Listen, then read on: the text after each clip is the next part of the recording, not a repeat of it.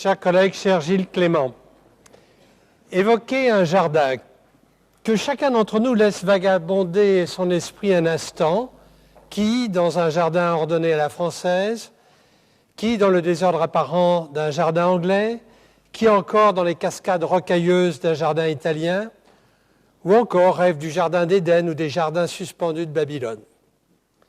Mais vous, chers collègues, vous avez une autre vision. Vous bousculez la vieille dichotomie jardin à la française, jardin à l'anglaise.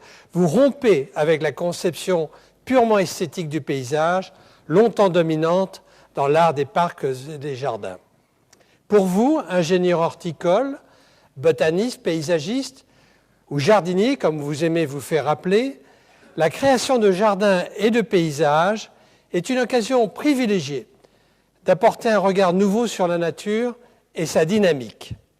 Vous êtes un fervent défenseur du génie de la nature.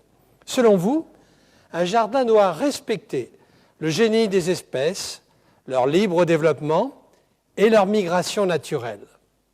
Le jardinier est invité à observer plus et jardiner moins, à maintenir et accroître la diversité biologique, source d'étonnement et garantie du futur. Vous savez mieux que quiconque la fragilité du monde végétal, son interdépendance avec le monde animal, la part de l'homme dans son équilibre. Vous pensez que le jardin doit être aménagé de façon à refléter le grand mouvement de brassage des plantes à l'échelon planétaire. Bref, vous faites du jardin un microcosme de la biodiversité planétaire. Le jardinier est en quelque sorte un entremetteur de rencontres entre espèces qui n'étaient pas destinées à l'origine à cohabiter. Selon vous, l'homme doit aussi savoir abandonner l'évolution du paysage à la seule nature, savoir laisser en friche des espaces. C'est ce que vous appelez le tiers paysage, un espace privilégié d'accueil de la diversité biologique, un réservoir de diversité génétique et un espace du futur. Ces trois idées forces, le jardin en mouvement, le jardin planétaire et le tiers paysage, vous les avez superbement illustrés par de très nombreuses réalisations. Je n'en citerai que quelques-unes. En France, le parc André Citroën à Paris, où le vert flirte avec la Seine, le parc Henri Matisse à Lille, doté d'un espace central de végétation vierge, inaccessible, le jardin buissonnant et foisonnant du musée du Quai Branly, lieu de culture et de nature. Et aussi à l'étranger, parmi d'autres, le jardin de l'arbre ballon de la cité modèle de Laeken, à côté de Bruxelles, le jardin Mandala à Turin, le jardin du palais Hicham à Jéricho. Non seulement vous créez, mais vous enseignez, vous écrivez, vous publiez vos théories, vos convictions et votre expérience dans de nombreux ouvrages en français et en italien. La chaire de création artistique que vous avez choisi d'appeler Jardin, paysage et génie naturel reflètera la connivence entre un jardinier en recherche et un jardin à sa propre recherche. Quoi de plus naturel que de vous accueillir chez nous au Collège de France, un endroit où l'on professe précisément la recherche en train de se faire. Merci.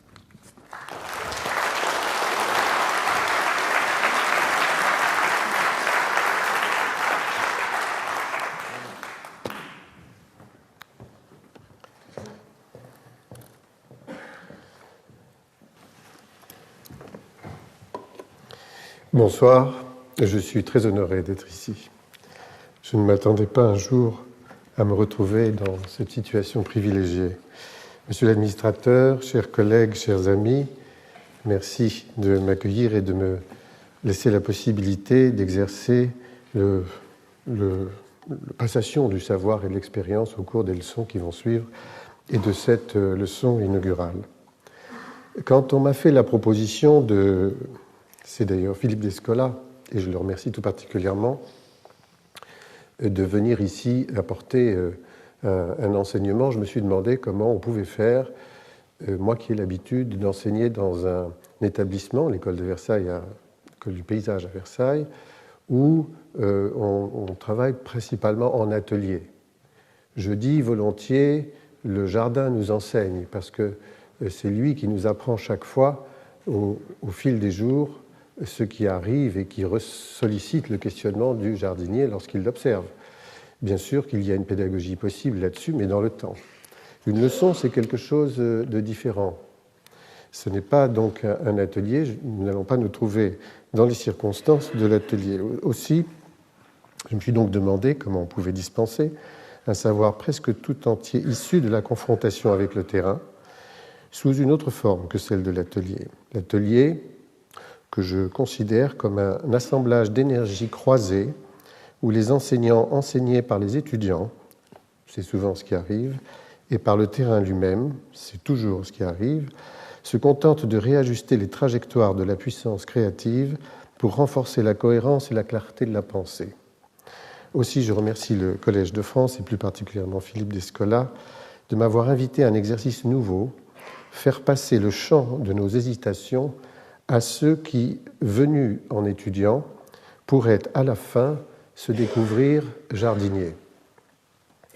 Je dis jardinier et non paysagiste, parce que, bien sûr, je pourrais choisir, je suis paysagiste, je pourrais choisir ce terme en préséance, mais en même temps, si je dis jardinier, que je préfère utiliser ce terme-là, c'est parce que possiblement le jardin contient le paysage. C'est parce que le jardinier est aussi celui qui dialogue avec le vivant et qui de toutes les façons le met en scène.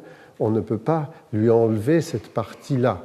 Alors que le paysagiste peut travailler éventuellement avec ce qui n'est pas forcément du vivant. Il a la possibilité de créer un paysage avec du minéral, avec des substances inertes, par exemple. Et puis la notion de paysage est une notion particulière, et d'ailleurs je vais donner plusieurs définitions en commençant par celle-ci. Paysage, environnement et jardin. Qu'est-ce que c'est au fond pour moi ? Le paysage, essentiellement, c'est une donnée subjective. Le paysage est perçu par chacun de nous de façon différente en fonction de la culture que l'on a, en fonction de notre individualité, c'est-à-dire de la façon dont nous ressentons profondément et tout à fait isolément ce que nous voyons, ce qui est autour de nous, ce qui nous alerte et nous imprime. C'est donc quelque chose de difficile à définir pour cette raison-là. Lorsque un jour on m'a demandé qu'est-ce que c'est pour vous le paysage, c'était Augustin Berg qui me posait cette question. Je lui ai répondu c'est ce qui reste après qu'on ait fermé les yeux, ou bref, c'est ce qui nous a imprimé qui a imprimé notre mémoire, c'est ce que nous avons ressenti, c'est ce qui a alerté notre subjectivité. Et je dis aussi le paysage, c'est l'étendue de ce qui se trouve placé sous notre regard. Pour les non-voyants, c'est ce qui se trouve placé sous l'étendue de tous les autres sens et qui est donc mémorisé par d'autres manières, d'autres systèmes. C'est donc évidemment une définition difficile. C'est quelque chose qui est parfois partageable et parfois qui ne l'est pas du tout. Devant un paysage, par exemple, comme la Beauce, Bernard Lassus, paysagiste, m'avait fait remarquer que, visitant la France et traversant la Beauce avec des Japonais, il avait été étonné par les cris d'admiration, parce que cette étendue-là, cet espace à disposition n'existe pas sur leur territoire. Et c'est donc remarquable. Quand on mettrait, je ne sais pas si on le faisait, un papou et un limougeot devant le paysage limousin, l'un qui aurait l'habitude, devant ces ondulations vertes, de dire c'est vert et vallonné, l'autre dirait peut-être c'est amer, parce que ça renvoie dans sa culture à quelque chose qui est lié plutôt au sens du goût, par exemple. Donc, pour nous, c'est évidemment quelque chose que nous avons du mal à faire rentrer dans un espace réduit de la définition. Un paysage, ça peut être une vue éloignée. Voilà une approche de l'île de la Réunion. Ça peut être une composition, ici involontaire, puisque c'est la fabrication c'est un paysage agricole, mais la disposition des arbres en fait d'une certaine façon un tableau. Du reste, le paysagiste, c'est un milieu réduit, mais un métier récent. Le paysagiste est celui qui autrefois peignait les paysages, et avant ce terme n'était pratiquement pas utilisé du tout. Ça peut être un sujet particulier, un thème, comme ici un thème lié à la production ou à l'économie. C'est sûrement presque toujours un écosystème. Par exemple ici, cette friche, qui en soi est un écosystème, est prise entre deux lavandins qui sont des écosystèmes de l'artifice et entourée par un écosystème climatique et forestier. Ça peut être un paysage urbain. Il n'y a pas pour ça de particularité. On ne dira pas qu'un paysage est associé strictement à l'espace rural. Il peut être urbain, périurbain, et il peut être sans échelle, complètement. Par exemple, cette herbe, ce Pennisetum, appartient au paysage au même titre que les tours. Nous sommes ici à Brisbane. Ici encore, ça peut être dû à des forces considérable ou minuscule, un paysage. Ça, c'est un champignon qui s'est développé sur un pin bio, évidemment, parce que sinon il ne se serait pas développé avec cette facilité-là, et qui donne ce paysage. Cet ensemble insaisissable, que d'autres appellent nature, se présente ici sous l'aspect rude et lisse d'un compte. Je parle du verbe compter pour un compte bancaire, où les facteurs agissants, débarrassés de toute expression sensible, excusez-moi, c'est l'émotion. Je suis passé du paysage à l'environnement. Vous avez vu la différence, c'est un choc. Voilà. Donc, environnement est le contraire du paysage, et je voudrais vous lire ce que je pense au sujet de l'environnement, qui est un terme que j'emploie très peu d'ailleurs. Nous avons donc quitté la série liée au paysage comme illustration de ce propos, pour entrer dans un monde différent, ce mot créé récemment et traduit un peu brièvement et sans effort de l'anglais, et qui aboutit à une sorte d'espéranto technique. Précisément cet objectif, précisément ça permet de tout mesurer de la même façon dans le monde. C'est un outil très utile, mais je dis, cet ensemble insaisissable que d'autres appellent nature, mais qui est soumise à la mesure environnementale, se présente ici sous l'aspect rudel, etc. D'un compte où les facteurs agissants, débarrassés de toute expression sensible, se traduisent en débit ou en crédit, ce qui autorise au calcul, au placement, à la spéculation. L'environnement apparaît ainsi comme la réduction comptable et apparemment maîtrisable d'une complexité biologique difficile à comprendre et à maîtriser. Alors que la vie ne cesse d'inventer et d'enchaîner l'imprévisible au prévisible, les données environnementales, calibrées et estimées, permettent ce que les données naturelles jamais ne permettaient, l'estimation et la marchandisation du vivant. Alors là, je renvoie aux accords de Nagoya qui ont eu lieu il y a à peu près 1 an et qui ont des côtés très positifs, comme toutes les réunions qui se font sur des questions qui sont liées à l'environnement.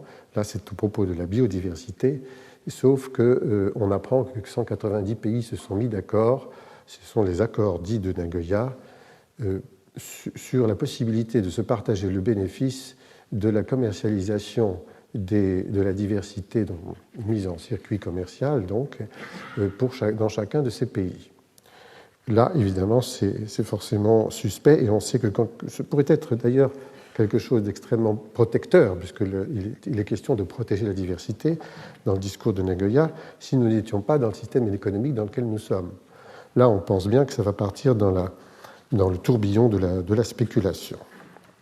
Alors, à propos d'environnement, je discute le terme d'environnement simplement parce qu'il continue de vouloir nous mettre à distance de quelque chose qui est l'ensemble de cette nature qui se trouve donc alors alentour, aux environs.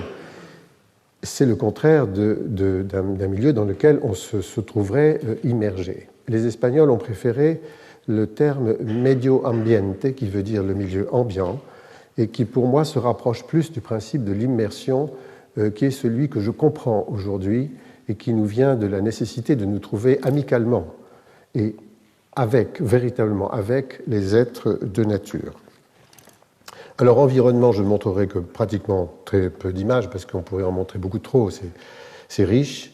Voilà Thyria jacobei, la chenille de ce papillon mangeant le Thyria, le Samson de Jacob. Voilà l'imago, animal extrêmement sensible à la pollution par les pesticides et alors que la plante elle-même est très très robuste. Et la régulation de Sensio Jacobé se fait évidemment par la chenille, mais quand elle disparaît, on aboutit à une extension et peut-être un envahissement. Mais c'est une plante qui n'est pas dangereuse pour autant. Mais enfin, il y a là un facteur régulant qui disparaît. Bon, c'est donc immédiatement, dès qu'on aborde cette question, et le monde entomologique, c'est pas un hasard si je le mets là, ici en avant, rentrer dans la compréhension du jardin planétaire par les insectes est un moyen possible dans le sens où ils sont au milieu d'une chaîne qui est très très claire à expliquer à partir d'eux en amont ou en aval. Le troisième terme, jardin, celui que je préfère employer. Alors j'ai choisi une image ici un peu particulière qui montre effectivement, qui renvoie directement à la définition même du jardin qui veut dire enclos. Qui veut dire enclos et paradis tout à la fois. Le mot jardin chez nous vient de Garten, du germanique, mais le mot jardin a d'autres origines, et même du persan, il signifie à la fois l'enclos et le paradis. Donc c'est un terme très ancien, contrairement à environnement, et qui lui signifie tout à fait autre chose. C'est un enclos, et au sein de cet enclos, toujours historiquement, l'homme a mis ce qu'il estimait être le meilleur, le plus important, le plus rare, peut-être le plus fragile aussi, mais en tout cas, ce qui exprime au moment où ce jardin a été fait l'idée du meilleur et une idée aboutie de l'époque. Si le style change, si la figure du jardin change au cours du temps, c'est que l'idée du meilleur a changé. C'est qu'on a autre chose à montrer à chaque fois au sein de ce milieu qui est particulièrement protégé. Mais je dis, et c'est ma définition du jardin, contrairement à la question du paysage, qui est quelque chose qui nous semble être un peu en dehors de nous-mêmes, contrairement à la question de l'environnement, où je disais qu'il s'agissait d'une mesure un peu technique, il s'agit là d'un lieu très privilégié, qui est le seul et unique endroit de rencontre de l'homme avec la nature où le rêve est autorisé. Là, on peut rêver, parce qu'on peut exprimer au sein de cet enclos quelque chose qu'il n'est pas possible d'exprimer à l'extérieur de l'enclos.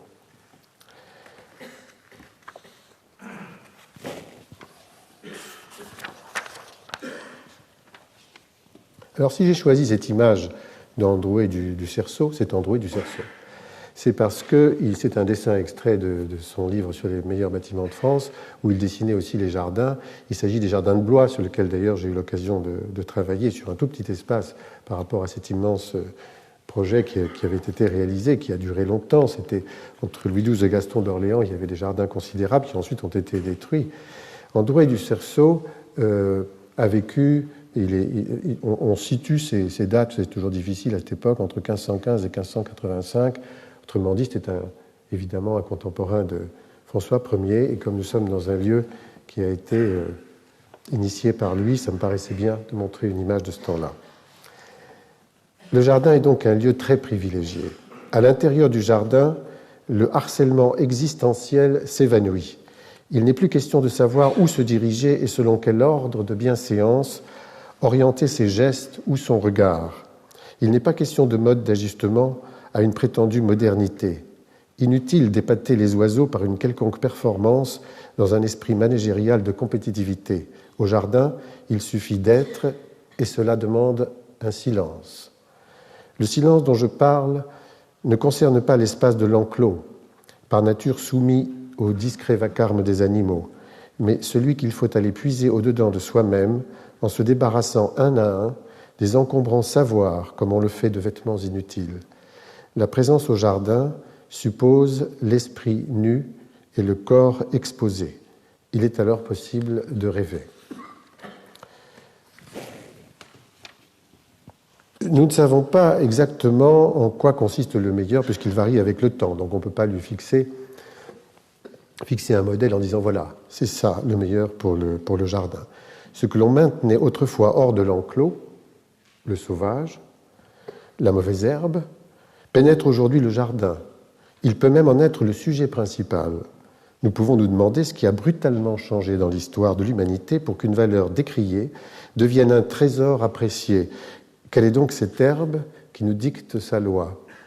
Bon, là, je vous laisse le soin d'apprécier la phrase comme vous le voulez, mais moi je parle de l'herbe classique. Voilà un autre enclos. Celui-ci, j'en suis responsable. C'est un jardin dont on perçoit aussi le contenu par-dessus la haie, mais il est quand même clos. Et d'ailleurs, il reprend les dimensions du cloître à l'intérieur du bâtiment de l'abbaye cistercienne de Valloire, dans la Somme, un grand parc de 10 hectares. Il sert d'index, il renvoie à toute une collection de végétaux qui sont situés sur les côtés. Néanmoins, il représente ou il mime quelque chose qui est une vision classique du jardin par sa structure. En voilà un autre, très petit cette fois-ci, complètement fermé, et qui valorise quelque chose de particulier. Ce n'est pas une collection botanique qui est ici jugée comme étant le plus important, le meilleur. C'est une seule plante, une herbe, cette fois-ci extrêmement banale, Pogonotherum paniceum, vivant sous les tropiques. Nous sommes à la Drac de Saint-Denis, petit enclos. Les piliers que vous voyez là permettent de poser un platelage pour le cas où on aurait besoin d'agrandir le jardin lors des réceptions. C'était une des contraintes. Mais en réalité, ce que l'on a mis comme une star, ce que l'on a valorisé ici au milieu de l'espace, eh bien, c'est une plante extrêmement modeste, celle sur laquelle on marche le long des bords de route. Vraiment, il n'y avait peut-être pas d'autre manière de la faire remarquer et de dire oui, cette herbe aussi, elle est très importante. Mais quelque chose a changé, et c'est en relation directe peut-être avec cette dernière image. Pourquoi cette herbe est-elle si importante aujourd'hui? Nous ne savons pas, nous qui sommes tributaires de la diversité, jusqu'à quel point elle n'a pas quelque chose à voir avec nous, de façon intime et peut-être vitale. Il se trouve, et c'est un choc, quelque chose arrive dans notre civilisation tout à la fin du XIXe siècle, 1886, l'époque où Haeckel formule le terme d'écologie. On ne mesure pas encore complètement ce que signifie cette affaire-là, l'écologie. Pour deux raisons importantes. L'une, c'est qu'elle nous assure que nous sommes en connexion avec la totalité des autres êtres sur la planète. Le jardin est sorti de son propre enclos parce que, de toutes les façons, le papillon, le vent, les oiseaux, tout passe au-dessus de la barrière et de l'enclos. Et tout est connecté. C'est ça l'effet papillon. C'est le fait que si on appuie ici d'un côté du ballon qu'est la planète, il bouge de l'autre côté. Fukushima nous en donne un exemple récent, mais enfin, il y a un moment déjà qu'on sait ça. Cette interconnexion nous met dans une situation extrêmement particulière, parce que ça nous associe au reste du vivant d'une manière tout à fait sérieuse. Une autre nouvelle importante et probablement plus difficile à intégrer, c'est la finitude. Nous voilà dans un espace compté. Comment faisons-nous sur un territoire qui, lui, ne peut pas s'étendre? Comment faisons-nous lorsqu'on apprend que l'eau que nous buvons a été bue, transpirée, digérée par un certain nombre de plantes et d'animaux plusieurs fois au cours de l'histoire de la planète? Nous nageons tous dans le même bain. Cette affaire-là, ce savoir dans une même eau, nous met, encore une fois, dans un état particulier, un autre rapport à la nature, comme nous n'en avions jamais eu. Donc évidemment, c'est très bouleversant, et c'est ce qui amène, par ailleurs, et à cause de l'action de l'homme sur la planète, les écologistes, les porteurs du message, à nous dire, eh bien écoutez, oui, les choses sont tout à fait différentes de ce qui se passait avant, mais non seulement elles le sont, mais en plus de ça, nous avons, nous, une action en tant qu'être vivant assez forte. Et forte à ce point qu'aujourd'hui, le terme de l'ère anthropocène arrive avec Claude Lorius, qui nous fait la proposition d'accepter l'idée que notre action, nous, hommes, dans cet énorme système connecté sur la planète, serait d'une équivalence à celle des actions géologiques au cours de l'histoire humaine. Donc nous voilà rentrés dans l'ère anthropocène, ce qui n'est peut-être pas non plus complètement facile à accepter, mais c'est évidemment un très, très grand changement. Alors, l'écologie bouleverse tout. Elle bouleverse notre rapport à la nature, notre vision du monde. Nous ne sommes plus en état de dominer le monde. Nous sommes dans une situation d'immersion beaucoup plus près, d'ailleurs, du medio ambiente que de l'environnement. Et d'un autre côté, par la nécessité et l'obligation du partage, on se trouve dans une position où disons, le modèle économique actuel n'est plus acceptable à aucun niveau. Je dis, on voit l'écologie bouleversant tout ça. D'un côté, elle atteint les croyances et les mythes, les positions de l'homme face à la nature, qui ne sont plus conformes aux Écritures. D'un autre côté, elle contredit le modèle économique du développement illimité, incompatible avec les propres limites de l'espace vital, la biosphère.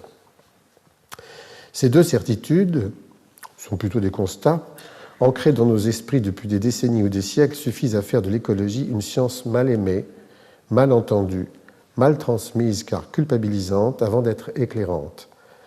Mais elle a valeur de paradigme car elle modifie notre regard sur le monde et partant notre conception de la vie. En ce début de XXIe siècle, on ne fait qu'appréhender avec réticence le véritable projet du futur en intégrant l'écologie par petits bouts, ça et là, distribuée en série de mesures cautérisantes, alors que cette pensée révolutionnaire, et je pèse vraiment mes mots, suffit à elle seule à construire un projet politique à part entière. Comment s'y prendre et que fait le jardinier ?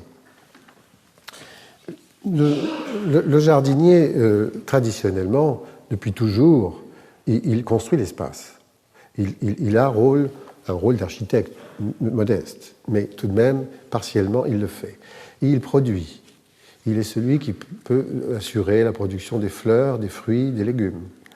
Il est aussi celui qui entretient, celui qui jardine et qui chaque matin, comme je le disais tout au début, se re-questionne sur la meilleure manière de faire vivre les plantes qu'il a sous sa responsabilité, faire vivre dans le temps. Mais quelque chose de nouveau arrive, et c'est là tout le discours sur la biodiversité et notre lien avec cette diversité, puisque nous avons une action sur tout, et que peut-être nous menaçons la vie sur la planète à travers les menaces que nous faisons porter sur la diversité, le jardinier devient garant de ces espèces, c'est-à-dire il est responsable du vivant. Ça, ce n'était pas prévu.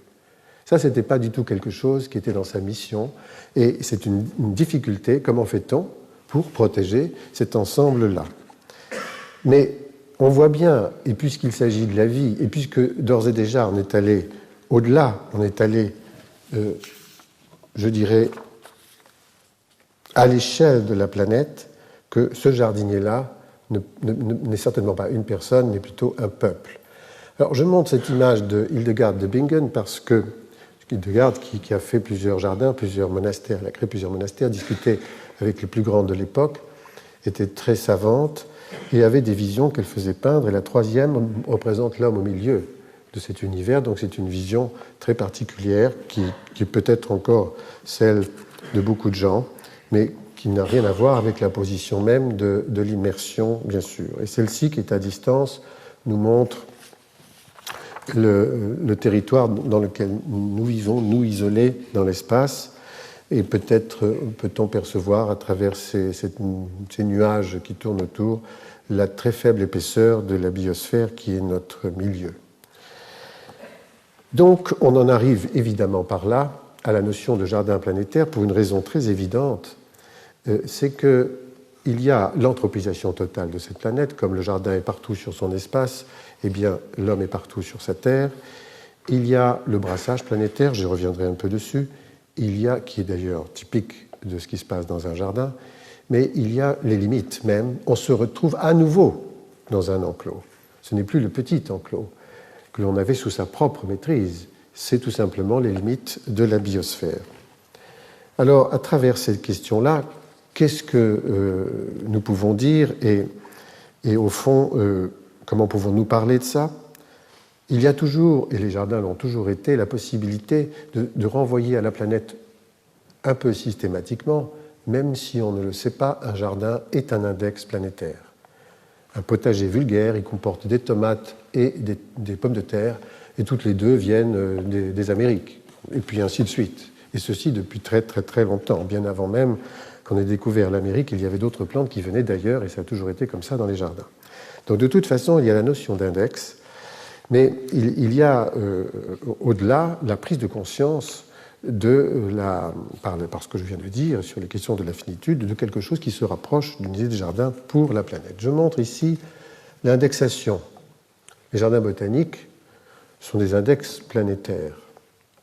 Bon, là, on ne voit pas de plantes, on dirait plutôt une installation artistique où il n'y a que des étiquettes, c'est un champ de noms.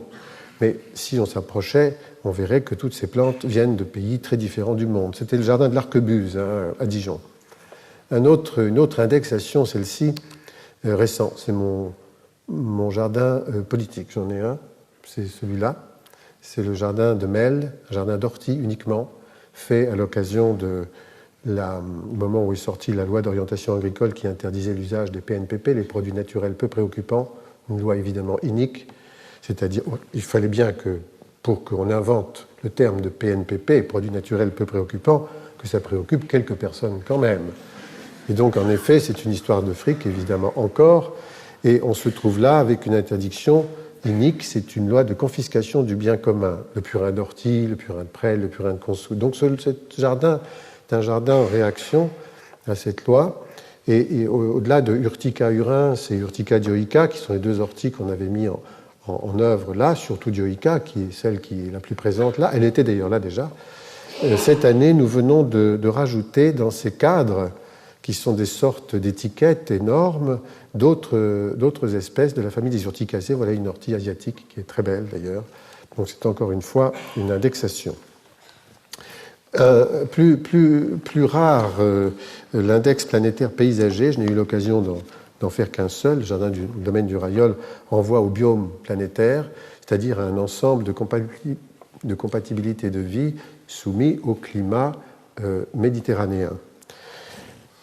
C'est un jardin, du reste, dans lequel il pourrait y avoir aussi une indexation différente, strictement botanique. On ne l'a pas fait, on a refusé d'y mettre des étiquettes. Il y a un endroit où on peut interroger sur les écrans la richesse botanique du lieu, mais pas sur le terrain. Alors je montre juste une image qui est ce jardin des Cistes, il est celui qui caractérise une Méditerranée méditerranéenne. Mais sinon, le concept, lui, renvoie à tout à fait d'autres choses. Vous voyez ici, là je vais prendre le pointeur, voilà la Méditerranée, mais voilà la Californie, voilà le Chili central, l'Afrique du Sud, la région du Cap, l'Australie du Sud-Ouest avec un peu de Nouvelle-Zélande et aussi un peu de Chine. Bon, au sens très large, un biome méditerranéen. C'est cet ensemble paysager qui est développé au domaine du Rayol.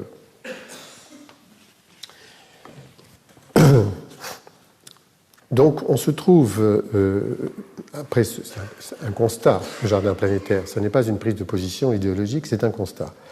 On se trouve dans une obligation du partage comme on ne l'a jamais été, je veux dire, une conscience de cette obligation du partage.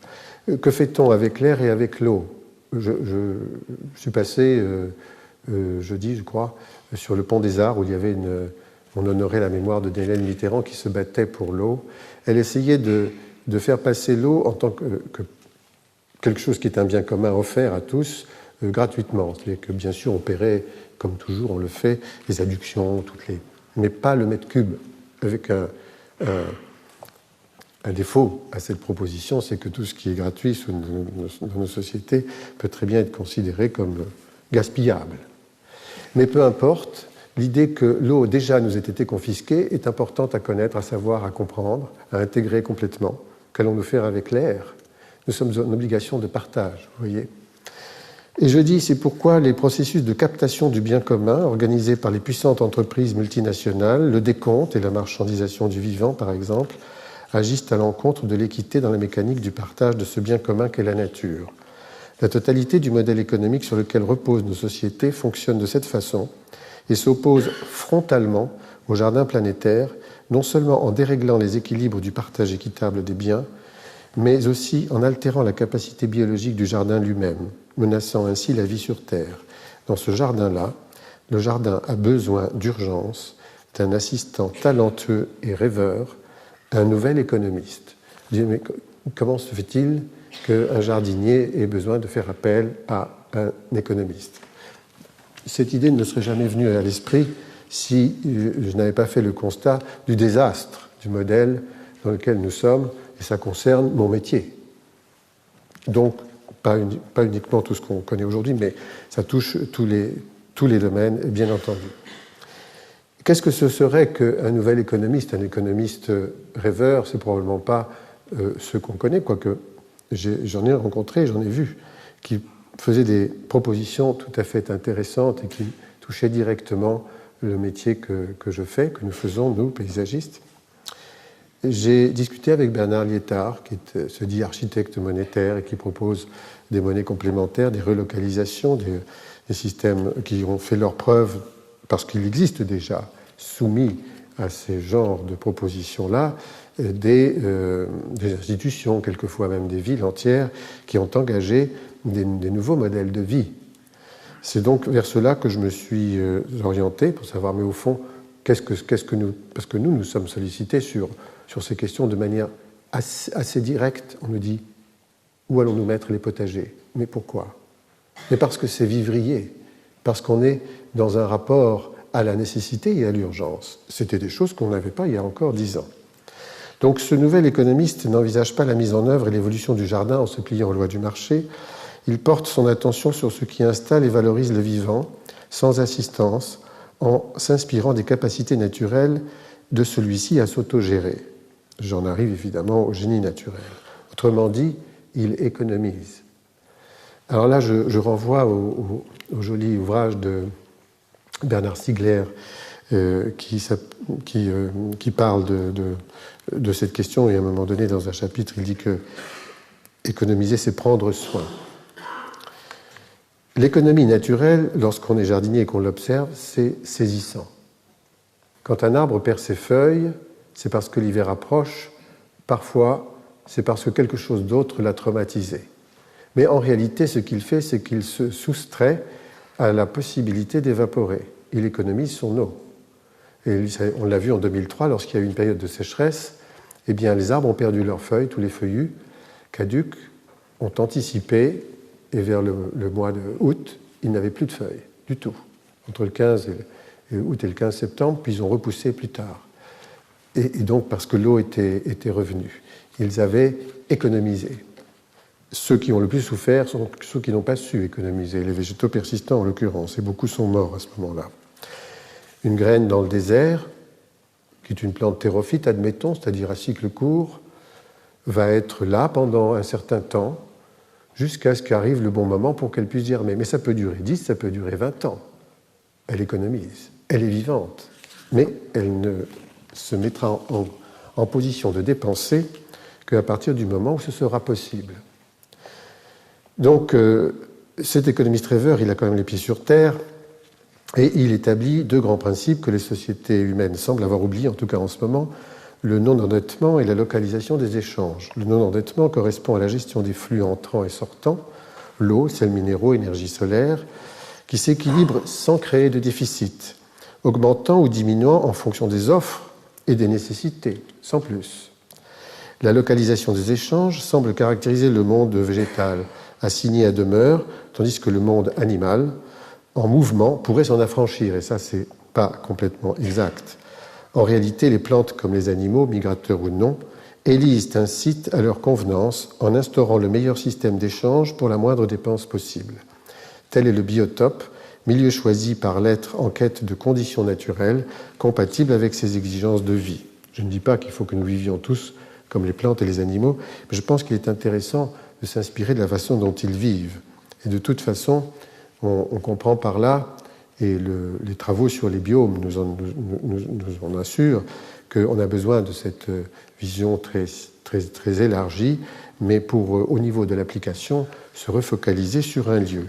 Les échanges localisés se font dans un souci de la non-dépense. Alors, l'idée du meilleur pour mettre dans ce jardin, en ce début de siècle, que j'exprime par faire le plus possible avec et le moins possible contre les énergies en place, serait peut-être de mieux comprendre ce que peut être le fonctionnement de cette nature, comment elle marche véritablement. Je vous dis tout de suite que je n'ai pas les réponses là-dessus, parce que nous en savons extrêmement peu. 2 questions se posent. Ainsi localisé dans un rapport d'échange inféodé au biotope, le jardin prétendu libéré de son enclos d'origine, viendrait-il à s'enclore à nouveau instaurant des barrières d'échange matériel ou des barrières idéologiques. Il y a une série de positions très radicales en écologie qui, justement, peut inquiéter. Un tel jardin pourrait-il s'accommoder des formes connues et répertoriées par l'histoire? Quelle architecture, quelle esthétique, quel art pour l'idée du meilleur aujourd'hui? Là, je reviens sur le territoire propre qui est celui de l'art, pour la raison pour laquelle j'ai été invité. Bon, en réalité, le protectionnisme est complètement illusoire. Les échanges se font.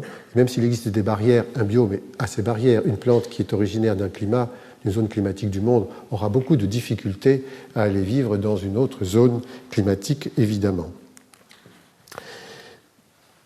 Ces barrières-là, quoique mouvantes, donc, existent bien. On est évidemment soumis, comme je l'expliquais, aux dynamiques du brassage planétaire par une série d'échanges proches et lointains. Et chaque fois qu'il y a, disons, un accident sur la peau de la Terre qui la mettrait à nu, tout de suite arrivent des pionniers qui, souvent, sont des plantes exogènes ou des animaux exogènes qui n'ont pas leur régulateur de croissance et de vie, qu'ils n'ont pas transporté avec eux depuis leur pays d'origine et qui prennent le terrain. Mais il n'y a pas lieu de s'en affoler, puisque quelque chose arrive qu'on appelle donc la réponse du milieu. Je dis la composition floristique et faunistique du biotope, on pourrait dire du jardin, évolue avec le temps. Elle donne naissance à ce que la science aujourd'hui, dans un élan de compréhension à l'égard de tout ce qui advient sans prévenir, appelle un écosystème émergent. Nous sommes presque toujours en situation d'écosystème émergent aujourd'hui. Un écosystème émergent n'est autre qu'un territoire de réajustement des énergies exogènes, un lieu permanent du brassage planétaire, agissant comme une des mécaniques principales de l'évolution sur Terre. Une espèce venue de loin, fiable dans un biotope élu, deviendra avec le temps et avec ce qu'on appelle mystérieusement une réponse du milieu, une espèce écologiquement assimilée à ce milieu. Donc je montre là une image qui avait été conçue d'ailleurs pour la Biennale d'art contemporain de Melle en 2009 et qui montre un de ces systèmes avec des échanges locaux mais des échanges aussi distants, et ça se rapporte aussi bien à la biologie qu'à l'économie. Et dispersés partout sur la planète de cette façon-là, c'est-à-dire à l'image d'un mouvement brownien, et non pas soumis à une centralisation ou à un pouvoir fédérateur. Je montre quelques îlots, donc, fonctionnants, qui sont des petits biotopes qui montrent, à l'issue d'un brassage planétaire dont on ne connaît pas toujours l'origine, mais l'homme y est pour beaucoup dans cette histoire, des petits écosystèmes émergents. Voilà la capucine, originaire du Mexique, sur un Muhlenbeckia de Nouvelle-Zélande, en Nouvelle-Zélande, fabriquant un paysage qui n'existe finalement que là-bas. C'est-à-dire qu'à chaque fois, il y a une nouvelle identité paysagère qui apparaît. Ici, un rosier chinois au Chili, Rosa moscata, mais le rosier chinois, il n'y avait pas de genre rosa dans l'hémisphère sud du tout. C'est donc arrivé par les hommes, ce sont des échappés des jardins qui sont rentrés dans les friches à la faveur des nouveaux biotopes issus du délaissement dans le fameux tiers-paysage qui était évoqué tout à l'heure.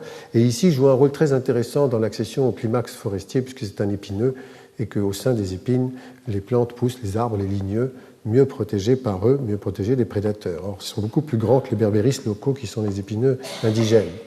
Voilà encore un autre écosystème émergent, un Mesanthemum crystallinum, une petite plante qui brille sous la lumière, mélangée à une plante chilienne. C'est une plante originaire d'Afrique du Sud et on est au Chili. Et puis alors, cette plante-là, très mal vue, vagabonde, photosensibilisante, donc créant des plaies quand on se met au soleil et qu'on l'a touchée, supposée, décrite comme invasive et donc très, très mal montrée du doigt, mal vue. Elle est dans mon jardin, je l'aime beaucoup évidemment, et je la jardine, je fais ce qu'il faut. On peut s'arranger d'Heracleum mantegazzianum, plante originaire du Caucase. Elle est d'ailleurs ici dans la flore indigène de la Creuse, et voilà son petit écosystème. là avec elle quelques coléoptères, des cétoines, des cérambix, quelques diptères, etc. Alors, ce perpétuel réajustement nous oblige à nous re-questionner constamment. Je dis, et c'est là qu'on doit revisiter notre contrat qui est copié sur celui des architectes, le jardin ne finit pas. Et nous avons un contrat qui est comme celui des architectes. On dit, au moment où le bâtiment est à la réception, eh bien, c'est fini. Nous, quand on a réceptionné le jardin commence. Et il ne finit jamais. Tout ça évolue. Tout ce qu'on vient de dire, c'est purement de la dynamique, rien d'autre. Donc, perpétuel réajustement, le jardin ne finit pas. Je dis le jardin est dans le jardinier par le fait que, évidemment, le jardin dépend du jardinage chaque jour. Que devient sa forme dans le temps? Là, ça nous regarde, nous, directement, en tant que concepteurs, quand nous prenons un papier et un crayon, ou un ordinateur, enfin, et que nous commençons à dessiner. Qu'allons-nous faire si, finalement, la forme nous échappe? Parce que nous avons mis en prééminence de tout la question du vivant qui transforme tout.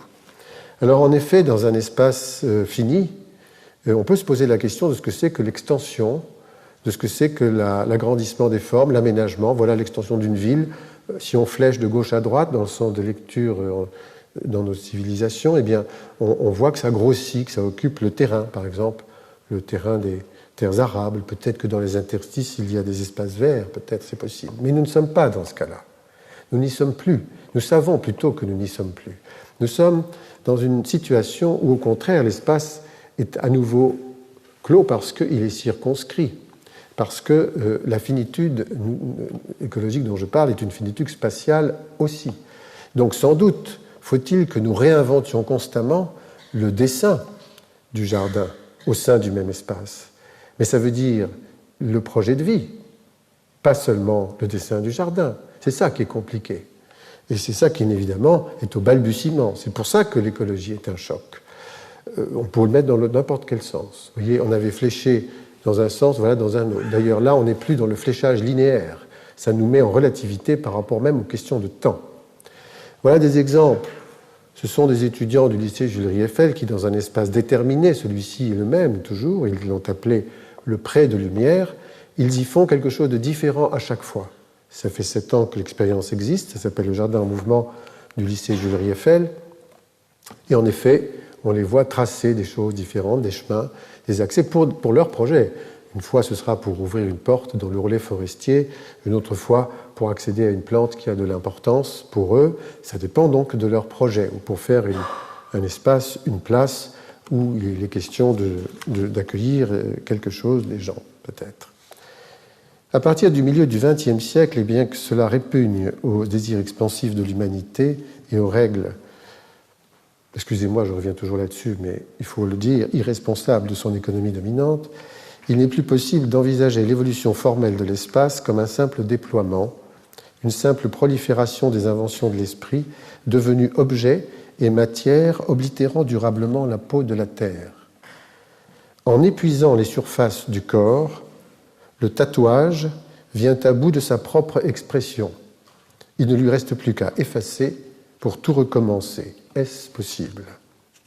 Là, quelque chose d'important pour nous. J'évoque ici Laborite au moment où il dit pour la nature, pour le vivant, plus exactement, le vivant, c'est pas employer le mot nature, la forme, c'est l'information. C'est le message. C'est quelque chose qui est reçu, qui est enrichi, complexifié et renvoyé. Mais ça, c'est de l'ordre de l'immatériel. Donc on peut très bien comprendre que sur le plan de l'immatériel, de l'immatière, un mot qui n'existe pas mais que j'emploie quand même, il y a la possibilité d'une expansion, évidemment, mais pas sur le plan de l'espace et de la matière. Donc ça nous amène à penser tout, y compris évidemment le jardin, de façon complètement différente. L'information s'apparente au virtuel, la forme s'apparente, alors là c'est Internet, la forme s'apparente au réel concret, à la matière, elle se déploie dans l'espace fini, donc elle est épuisable. Nous, jardiniers, Pouvons-nous abandonner la composition formelle de l'espace, si lisible, si spectaculaire, au profit d'un échange de messages dont, au demeurant, nous ne comprenons pas grand-chose? Ceci au nom de la vie. Comment intervenir dans l'obscure et invisible communication physico-chimique des espèces qui nous entourent? Que signifie précisément effacer pour tout recommencer? Dans un modèle de société où l'effacement demanderait autant d'énergie, peut-être plus, que la création d'origine. Alors, évidemment, j'en viens au génie naturel, qui est un des termes dans le titre de cet exposé. Le jardinier est en dialogue avec cette nature. Peut-il faire appel au génie naturel en dialoguant avec elle? Là, je montre des exemples, 2 exemples seulement, qui pour moi représentent vraiment le génie naturel. Il y a là 2 arbres, Samanea saman, plante exotique, ici prise en Australie, mais enfin originaire d'Amérique, peu importe. On voit les velvet ferns, ces manchons de fougères, épiphytes, mais un feuillage très léger. Et on voit surtout, parce que la photo est prise complètement comme ça par en-dessous, que ces 2 arbres, leur frondaison ne se recoupe pas, ne s'interpénètre pas, ne se superpose pas. Il y a une lumière qui apparaît ici et que les scientifiques appellent une fissure de timidité. Ça, c'est manifestement parce qu'ils n'ont pas d'autre mot pour dire qu'il se passe là quelque chose qu'ils ne comprennent pas. Il y a forcément un dialogue ici, un échange. Et d'ailleurs, dans chacun de ces houppiers a également le même comportement vis-à-vis du houppier voisin sur le même arbre. Le même arbre, lequel arbre est généralement aujourd'hui conçu par les mêmes scientifiques, non plus comme un individu, mais comme une colonie. En tout cas, ces 2 colonies ne se rentrent pas les unes dans les autres. Mais que se passe-t-il? Que se passe-t-il entre eux, voyez? Je n'ai pas de réponse, puisque eux-mêmes n'en ont pas pour l'instant. Il n'empêche que c'est constaté. On a recensé une trentaine d'espèces timides dans les forêts tropicales. On en aurait aussi dans les forêts européennes. Un autre exemple, la toute petite herbe, Hieracium pilosella, une composée, on dit aujourd'hui une astéracée, qui se trouve ici dessinant un cercle. Alors là, on sait ce qui se passe. Elles émettent une toxine au bout de leurs racines qui désherbe. C'est un désherbant, si vous voulez. Bon. Donc, elles chassent les graminées autour. Mais est-ce qu'on sait se servir de ça, nous? C'est quand même offert par la nature, ce désherbant-là. Il n'est pas toxique, pas plus que ça. Au fond, les graminées, elles seront un peu plus loin. Elles ne sont pas mortes, disparaissant pour autant. Donc, comment allons-nous jardiner demain? En utilisant les capacités du génie naturel. Par génie naturel, il faut entendre le pouvoir des espèces animales et végétales à régler naturellement leur rapport en vue de se développer au mieux dans la dynamique quotidienne de l'évolution. La nature, dans sa complexité, a mis au point un grand nombre de signaux, avertissements, déclencheurs de réactions en chaîne, régulateurs de surpopulation, assistance et prédation qui jardinent le territoire, sans aucune intervention humaine. Cette débauche d'énergie s'opère en réalité dans une économie d'échange, au rythme d'une musique naturelle que chacun peut entendre. Le cri d'un oiseau, la stridulation d'un orthoptère, le vent dans un feuillage qui porte l'information d'un prédateur ou d'un ami, tout est message. Maintenant, admettons que nous sachions nous en sortir avec ça. On est au début. Mais quel est le rôle de l'artiste? Que fait l'artiste? Alors, ici, je fais une proposition pour dire, mais puisque, voilà un plan, une image, qui est plutôt une vue de haut, admettons, d'un espace sur lequel on est intervenu. Puisque la nature s'agite ici et là, c'est ce symbole que j'ai choisi, c'est-à-dire cette vibration, eh bien, nous allons intervenir sur peut-être la fabrication d'une perspective, mais quelque chose de très modeste. Pourquoi? Parce que ce qui se passe ici et là est très important, et que nous en avons besoin, et que notre jardin en parle, c'est le meilleur d'aujourd'hui. Alors, on devient l'artiste des points, des traits, comme ça, en fait, des limites, quelque chose de marginal. Mais est-ce que c'est ça, notre rôle complètement? Est-ce qu'il n'est pas, à ce moment-là, tout à fait minoré? D'ailleurs, si on enlève le travail de la nature, il ne reste plus grand-chose. Et peut-être pas tant, finalement. Parce que parvenir à ça signifie que l'on aurait intégré la compréhension du tout.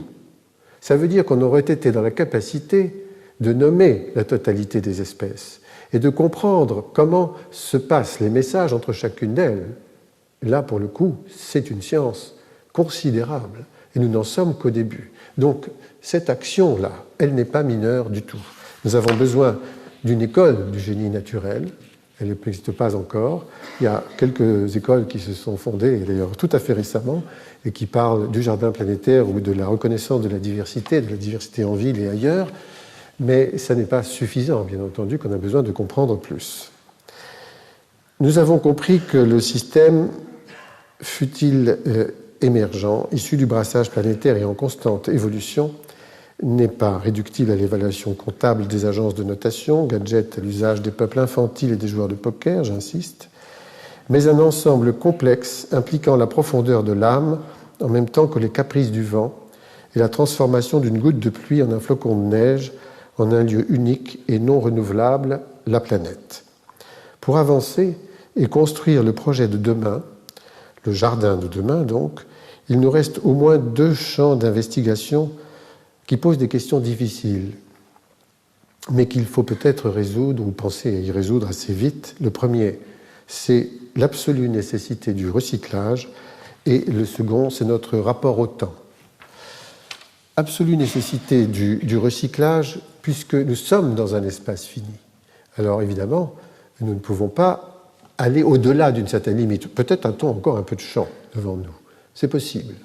Et dans un jardin, on est bien placé, parce qu'on n'arrête pas de tout recycler. Ça, le jardinier le sait. Il n'a pas la conscience qu'il fait un geste remarquable lorsqu'il réutilise son compost. Il ne sait pas à quel point cette chose-là est emblématique de tout un système vers lequel nous devons aller. Mais comment fait-on ? Est-ce qu'on peut recycler l'ordinateur, je ne sais pas en quoi d'autre d'ailleurs, quelque chose qui serait un autre objet, peut-être une voiture, une consommation, je ne sais pas, on ne sait pas très bien le faire, on ne sait même pas du tout.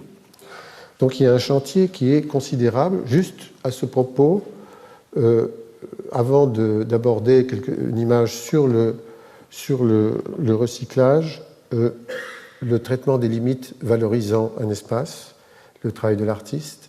Ici, c'est un tout petit travail associé à celui de la vache, c'est la taille à la vache qui limite la hauteur des charmes, mais toute l'activité se situe à la fois dans la haie et dans l'herbe. Une autre travail sur les limites qui est un socle, le parc Matisse de Lille, et l'île d'Herborance, c'est le nom donné à cet objet, est porteuse d'une nature, c'est la nature qui a fabriqué son propre paysage sur ce sommet, 2500 m² perché à 7,50 m de haut. Le travail est ici mineur dans l'espace et majeur en mise en scène, un travail des limites très fin entre 2 manières de gérer le jardin de l'ENS, l'École normale supérieure lettres à Lyon, avec les activités les plus fortes dans les jardins en mouvement gérés sur les côtés.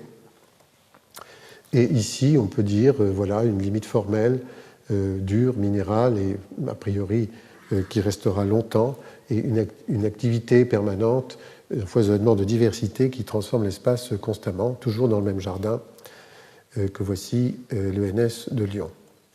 Une autre façon de voir la question de la limite, qui cette fois-ci est centrale et par un système de plage, fait une partition en 2 dans un des jardins sériels du parc André Citroën.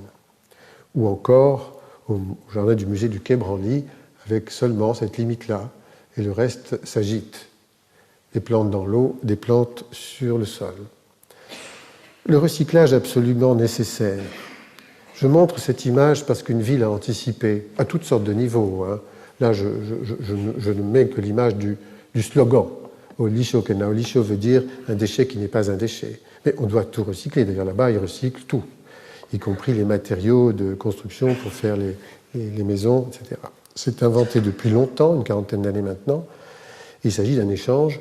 Les usagers des favelles, tous les 15 jours, apportent au camion un tas d'objets qui sont recyclables et on leur donne en échange des produits consommables invendus du marché, mais des produits frais du jour. Ils repartent avec autant de kilos, mais en fruits, en légumes, en choses comme ça. Donc le recyclage là-bas est pensé depuis très longtemps et c'est un exemple d'ailleurs connu dans le monde, mais très très rare, sur le principe généralisée du recyclage. Parce qu'il n'y a pas que ça. Il y a, comme je vous le disais, la construction, il y a l'usage de tous les petits services les services techniques des espaces verts que j'ai visités, les pots dans lesquels on élève les plantes sont des pots de maté recyclés, etc., etc. Mais en même temps, ça c'est la matière. Dans la question de l'immatière, il y a l'enseignement. Voilà un des faroles del saber, c'est-à-dire les phares du savoir, sont des petites bibliothèques, c'est une maquette. Mais elles existent, construites et en très grand nombre dans la ville, un peu partout, devant les écoles. Parce qu'on apprend là ce qu'il faut faire pour recycler, tout petit. Et dans les PIA, qui sont des petites écoles pour les enfants, on apprend ça, justement. Incroyablement intéressant, et surtout qui anticipe, qui va loin, qui voit loin. Donc je voulais parler de Curitiba pour ça. Et voilà une image qui va avec les dessins précédents, toujours pour la Biennale de Mel, et qui symbolise la question du recyclage complet, qui pose un problème. L'arbre est une image idéale. L'arbre fait son feuillage qui retombe, il repuise à travers ça de la nourriture dont il se sert partiellement, mais enfin, il a besoin certes de l'énergie du soleil, mais c'est un recycleur remarquable. Une question se pose. Si nous recyclons tout, que devient la ville recyclable? Des architectes ont déjà travaillé dessus, ont commencé à travailler là-dessus. Évidemment, en recyclant, on enlève une trace. En ce qui nous concerne, nous savons bien que la trace que nous laissons dans les jardins n'est pas si importante. La nature est co-auteur. Nous avons un partage obligé. Elle est co-signataire du jardin que nous faisons, et s'il n'y a plus de jardinier, elle se débrouillera. Les traces culturelles, par le recyclage, peuvent s'effacer les unes les autres. À ce moment-là, on efface une partie de la mémoire. Donc la ville future, celle du recyclage, la ville recyclable, elle est à mémoire ciblée, c'est-à-dire qu'il faudra que l'on fasse très attention, certainement, à ce que l'on veut garder pour ne pas perdre une mémoire en tant que trace culturelle. Donc ce serait cette ville plutôt un compromis d'architecture éphémère et d'architecture durable transformée en jardin. Et puisque nous sommes dans l'obligation du recyclage, le projet urbain de demain pourrait bien s'inspirer de cette partition entre le recyclage industriel et le recyclage naturel. Nous avons besoin d'imaginer, de se servir de l'un qui existe et d'imaginer l'autre, l'un dépensant l'énergie de l'autre. C'est un chantier considérable. Il est juste, comme je le disais tout à l'heure, au tout début. L'artiste du jardin atomisé, celui dont on a vu les expressions tout à l'heure, est donc celui qui voyage d'un écosystème à l'autre et qui saura, par comparaison, et grâce au voyage, c'est-à-dire grâce à une vision globale, proposer la meilleure solution locale. J'emploie des termes qui sont connus et qui sont très applicables ici. Alors, je termine avec une question qui est donc l'autre préoccupation après le recyclage, le temps, l'objet temps. Je dis objet temps parce que pour nous, c'est ça. Nous travaillons avec cette dimension d'une façon singulière. Tout ce que nous faisons se déploie, est prévu pour se déployer dans le temps. Le jardinier ne peut pas faire autrement que de l'accompagner, ce temps, de vivre avec, parce que les saisons sont là, et quel que soit l'artifice, on n'empêchera pas la Terre de tourner comme elle tourne, pour l'instant du moins, donc on sera soumis à un certain temps. Et il ne se heurte pas, par conséquent, comme on le fait tous les jours dans la vie, à ces questions-là, celles du temps. Et je voudrais, à ce propos, parler de quelque chose que l'on utilise extrêmement peu. Chez nous, dans notre métier, la graine. On utilise peu la graine qui retient le temps.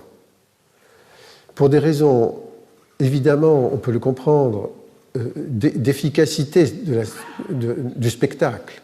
Il faut, quand on met en œuvre un espace, que tout de suite la construction apparaisse, que ce soit des arbres, on va les acheter en pépinière et on les prend gros d'ailleurs. Quelquefois même, ils ont 30 ans déjà, enfin ils ont poussé depuis longtemps. Bon, à partir de la graine, on fait très peu de choses. Un petit peu plus aujourd'hui, mais tout de même extrêmement peu. Or, la graine en soi est quelque chose d'incroyablement puissant. Elle peut résister longtemps, comme je le disais à propos de celles qui sont dans le désert en attendant les bons moments pour germer. Elle est là comme quelque chose qui retient le temps et qui, à un moment donné, et c'est quand on le veut, si on les utilise, pourra faire, en se déployant, un paysage précisément. Nous sommes, à partir des semences, nous sommes assurés de créer des paysages adaptés, car elles savent ce que nous ne savons pas, le choix du bon moment, celui du juste temps. C'est à la fois la vie et le temps que nous tenons entre nos mains. Bon, il y a aujourd'hui, malheureusement, une énorme et considérable spéculation sur les semences qui prive le jardinier d'un usage normal de la totalité des semences sur la planète. Et à ce propos, d'ailleurs, un mouvement dit des semeurs volontaires qui est destiné à maintenir une diversité que l'on empêche d'exister pour les mêmes raisons du marché. Je ne reviens pas dessus, mais c'est terriblement grave. Alors, je vais juste montrer pour finir ces incroyables, quelques exemples de ces incroyables êtres vivants que sont les graines, qui sont des êtres complets et qui n'en ont pas pour autant pas l'air. Voilà, à partir d'un glomérule d'eucalyptus, un semis de graines par terre. Vous voyez ces tout petits points, chacun d'eux contient un arbre, aussi grand que celui-là, par exemple. Un grand eucalyptus pris au nord des Flinders Ranges, au nord d'Adélaïde, en Australie. Voilà une graine que j'ai là. Vous voyez, elle est comme ça. C'est une graine d'une légumineuse qui est presque comme un bijou. Elle contient le temps, alors j'ai le temps dans ma main. Et elle pourrait germer. Il suffirait de la mettre dans les bonnes conditions pour ça. Ça fait un moment que je l'ai, mais elle est vivante. Donc je la remets dans ma poche. Voilà la plus grosse graine du monde. Et si je la montre, celle-ci, c'est la noix de coco. C'est parce que elle a quelque chose à voir avec le brassage planétaire, le jardin planétaire. Elle flotte. Elle est emportée par les ouragans et elle va aller se déposer n'importe où sur la couronne tropicale. Elle ne pourra pas sortir de son biome. Elle est inféodée à cette zone. Mais néanmoins, on ne connaît pas l'origine du cocotier. Parce que, justement, il a voyagé par lui-même. Même si les hommes ont toujours voyagé aussi avec lui, il a voyagé certainement d'abord tout seul. Donc, le voilà transporté et germant quelque part sur une côte d'une île sous les tropiques. Alors, les deux dernières images. Si je montre cette image-là, c'est parce qu'elle met en péril presque la totalité du discours que je viens de tenir. Il se trouve que ça n'est ni un jardin, ni un paysage, c'est peut-être quelque chose qui a à voir avec le génie naturel, ce sont des fourmis vertes. Et ça a un rapport direct avec ce film que peut-être vous avez vu de Werner Herzog qui s'appelle Le rêve des fourmis vertes, et où on voit toute une population d'aborigènes, c'est en Australie, qui s'oppose aux bulldozers qui viennent creuser le sol. Il est impossible qu'on blesse la peau de la terre à cet endroit-là, c'est le pays où rêvent les fourmis vertes. Je suis allé dans le nord-est de l'Australie, le Top End, et dans cette région, vers Lockhart River et un peu avant, vivent ces fourmis. On est un peu en territoire aborigène, et je suis revenu avec ces fourmis en photo, mais surtout avec le constat que les aborigènes ne faisaient pas de jardin dans un pays où il était possible de les faire. Ils sont sédentarisés depuis plus d'un siècle. Les Blancs qui vivent avec eux ont des maisons juste à côté, les mêmes, avec des enclos dans lesquels ils peuvent faire des jardins. Ils le font. Eux, jamais. J'ai posé des questions. On m'a dit non, ils ne font pas de jardin. Ben non, on n'en connaît pas, ils n'en font pas. Revenu en France, j'ai fini par avoir, à travers un poème que l'on m'a confié, une explication, ou en tout cas une interprétation possible. Pour cette civilisation-là, il est question donc d'une vision du monde. L'esprit rêve, et l'esprit s'adresse à la fourmi que vous voyez là. Il lui demande de rêver, elle sait rêver, mais elle ne connaît pas le secret du rêve. Donc l'esprit va voir la fourmi, la souris, marsupiale évidemment, etc., qui rêve, qui sait rêver, mais qui ne connaît pas le secret du rêve. Alors, ainsi de suite, jusque, bien sûr, passant par les marsupiaux qu'on connaît bien, les kangourous, et arrive à l'homme, qui rêve, qui sait rêver, mais qui connaît le secret du rêve. Alors l'esprit est fatigué, parce qu'il a beaucoup travaillé pour arriver à tout ça. Et donc il se couche dans la terre. Il est dans le sol, mais il n'est pas question de toucher à ça. C'est impossible. On ne peut pas l'ouvrir. Cette blessure est inimaginable. On ne fait pas de jardin. Et le jardin, pour eux, c'est peut-être la totalité du continent. Le paysage, c'est quoi? On n'en sait rien. Ils le communiquent par des chants. C'est une autre manière de voir le monde. Il faudrait, à partir de là, refaire la totalité de l'exposé que je viens de vous faire en se mettant à la place d'une autre vision du monde, une autre cosmologie, une autre façon de voir. Alors revenons chez nous, pour finir, parce que malgré tout, nous ne sommes pas des aborigènes australiens. Je prends le risque de montrer cette image-là, qui a un côté peut-être un peu naturaliste ou romantique, mais surtout naturaliste. Mais je le fais parce qu'on est à hauteur des herbes, précisément, en situation de l'immersion.